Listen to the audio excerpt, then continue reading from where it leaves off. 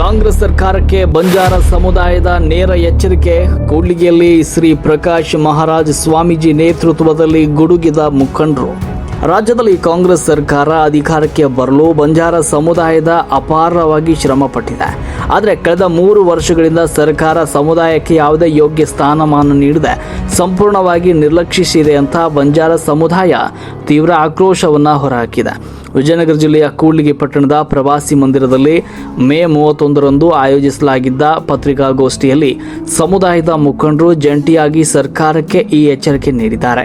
ಸಮುದಾಯದ ಪರಮ ಪೂಜ್ಯ ಸ್ವಾಮೀಜಿಗಳಾದ ಶ್ರೀ ಪ್ರಕಾಶ್ ಮಹಾರಾಜ್ ಸ್ವಾಮೀಜಿಗಳ ದಿವ್ಯ ನೇತೃತ್ವದಲ್ಲಿ ನಡೆದ ಈ ಪತ್ರಿಕಾಗೋಷ್ಠಿಯಲ್ಲಿ ಮುಖಂಡರು ಸರ್ಕಾರದ ಧೋರಣೆಯನ್ನು ತೀವ್ರವಾಗಿ ಖಂಡಿಸಿದ್ದಾರೆ. ಸಿದ್ದರಾಮಯ್ಯನವರ ನೇತೃತ್ವದ ಸರ್ಕಾರದಲ್ಲಿ ಸಮುದಾಯಕ್ಕೆ ಆದ ಅನ್ಯಾಯವನ್ನು ಇನ್ನು ಮುಂದೆ ಸಹಿಸಲು ಸಾಧ್ಯವಿಲ್ಲ. ಉಳಿದಿರುವ 2 ವರ್ಷಗಳ ಅವಧಿಯಲ್ಲಾದರೂ ಕಾಂಗ್ರೆಸ್ ಪಕ್ಷ ನಮ್ಮ ಸಮುದಾಯಕ್ಕೆ ತಕ್ಕ ಗೌರವ ಸ್ಥಾನಮಾನ ನೀಡಬೇಕು ಅಂತ ಒತ್ತಾಯಿಸಿದರು. ಜನರಿಗೆ ಎಷ್ಟು ಅನ್ಯಾಯ ಆಗಿದೆ, ಸರ್ಕಾರ ಎಷ್ಟು ಅನ್ಯಾಯ ಮಾಡಿದೆ ಅಂತೇಳಿ ಎಲ್ಲರಿಗೂ ಗೊತ್ತಿರ್ತಕ್ಕಂಥ ವಿಚಾರ. ಈಗ ರಾಜಕೀಯವಾಗಿ ಶೈಕ್ಷಣಿಕವಾಗಿ ನಮಗೆ ಅನ್ಯಾಯವಾಗಿದೆ. ಆದರೂ 3 ವರ್ಷ ಸಿದ್ದರಾಮಯ್ಯ ಸಾಹೇಬರು ಆಡಳಿತದಲ್ಲಿ ನಮಗೆ ಒಬ್ಬ ಮಂತ್ರಿ ಸ್ಥಾನ ಯಾರಿಗೂ ಕೊಡಲಿಲ್ಲ. ಸೊ ಇವಾಗ ಏನಿದೆ, ನಮ್ಮ ಪ್ರಭಾವಿ ಮಾಜಿ ಸಚಿವರು ಮತ್ತು ಇವರು 2 ಸಲ MLA ಆಗಿರ್ತಕ್ಕಂಥ ಭೀಮಾನಾಯ್ಕ ಅವರು ಕೂಡ ಇದ್ದಾರೆ.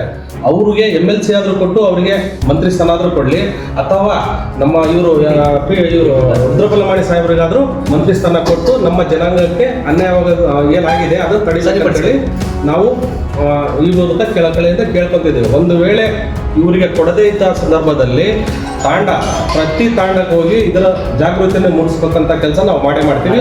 ಇದರಲ್ಲಿ ಎರಡನೇ ಮಾತಿಲ್ಲ. ರವಿಕುಮಾರ್ ಕಾರ್ಯದರ್ಶಿ ಸಂದರ್ಭದಲ್ಲಿ ಸಿದ್ದರಾಮಯ್ಯನವರ ರಾಜೀನಾಮೆ ನಂತರ ತೆರವಾದ ಮುಖ್ಯಮಂತ್ರಿ ಸ್ಥಾನವನ್ನು ಅಲಂಕರಿಸಲಿರುವ DK ಶಿವಕುಮಾರ್ ಅವರಿಗೆ ಬಂಜಾರ ಸಮುದಾಯದ ವತಿಯಿಂದ ಮುಖಂಡರು ಹಾರ್ದಿಕ ಅಭಿನಂದನೆಗಳನ್ನು ಸಲ್ಲಿಸಿದರು. ಅಲ್ಲದೆ ಮುಂಬರುವ ಸಚಿವ ಸಂಪುಟ ವಿಸ್ತರಣೆ ಸಂದರ್ಭದಲ್ಲಿ DK ಶಿವಕುಮಾರ್ ಅವರು ಬಂಜಾರ ಸಮುದಾಯದ ಶಾಸಕರಿಗೆ ಕಡ್ಡಾಯವಾಗಿ ಮಂತ್ರಿ ಸ್ಥಾನವನ್ನು ನೀಡಬೇಕು ಅಂತ ಪ್ರಬಲವಾಗಿ ಒತ್ತಾಯಿಸಿದರು.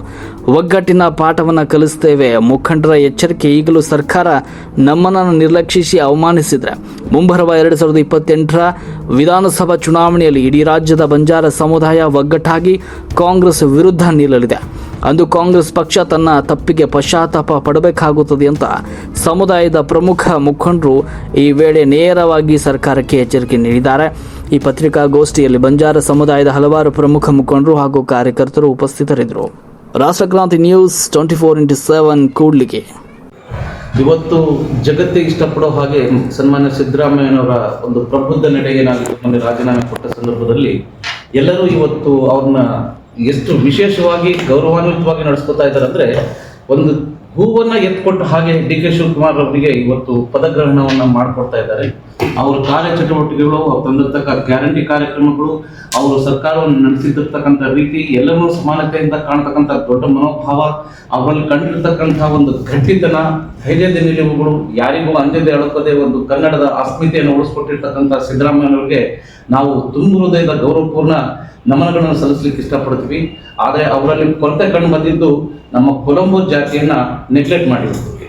ಆ ಒಂದು 2 ಜಾತಿಯನ್ನ ಅವರು ಮೇಲೆತ್ತಲಿಕ್ಕೆ ಹೋಗಿ ನಮ್ಮನ್ನು ತುಳಿತಾ ಇರೋದು ತುಂಬಾ ವಿಷಾದನೀಯ. ಇವತ್ತಾದರೂ ಈಗ ಬರ್ತಕ್ಕಂಥ ಸರ್ಕಾರ ಮನಗಂಡು ನಮ್ಮ ಈ ಕೊಲಂಬೋ ಸಮುದಾಯವೇನಿದೆಯಲ್ಲ, ಕೊರ್ಚ, ಕೊರಮ, ಲಂಬಾಣಿ, ಇವರೆಲ್ಲ ಇವ್ರನ್ನು ಕೂಡ ಒಂದು ಮೇಲ್ಮಟ್ಟದಲ್ಲಿ ಪರಿಗಣಿಸಿ ಇವತ್ತು ಕೂಡ ನಾವು ಕಬ್ಬಡಿಗೆ ಹೋಗ್ತೀವಿ, ಕಾಫಿ ಸಿಗೆ ಹೋಗ್ತಿದೀವಿ. ಇವತ್ತು ಕೂಡ ಭತ್ತ ನಾಟಿ ಮಾಡಬೇಕಾದ್ರೆ, ಕಬ್ಬು ಕಡಿಬೇಕಾದ್ರೆ ಸಣ್ಣ ಸಣ್ಣ ಮಕ್ಕಳುಗಳನ್ನ ಕಾಲುವೆಗಳಲ್ಲಿ ಮಲಗಿಸಿ ಅವ್ರು ಹಾವು ಕಚ್ಚಿ ಸತ್ರು. ನಮ್ಮ ಹೆಣ್ಮಕ್ಳ ಮೇಲೆ ಲೈಂಗಿಕ ದೌರ್ಜನ್ಯ ನಡೀತಕ್ಕಂಥದ್ದು ನಮ್ಮಲ್ಲೂ ತುಂಬಾ ಕಡುಬಡತನವಿದೆ.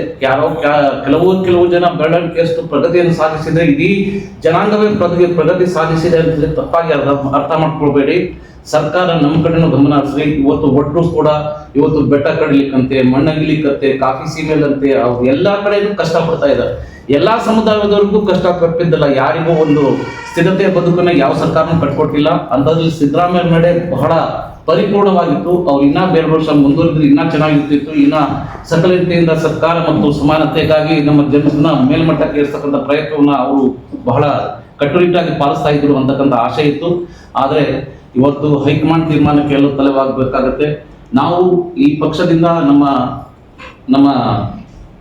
ಹೆಣ್ಮಕ್ಳಿಗೆ ಬಳ್ಳಾರಿ ಜಿಲ್ಲಾ ಪಂಚಾಯತ್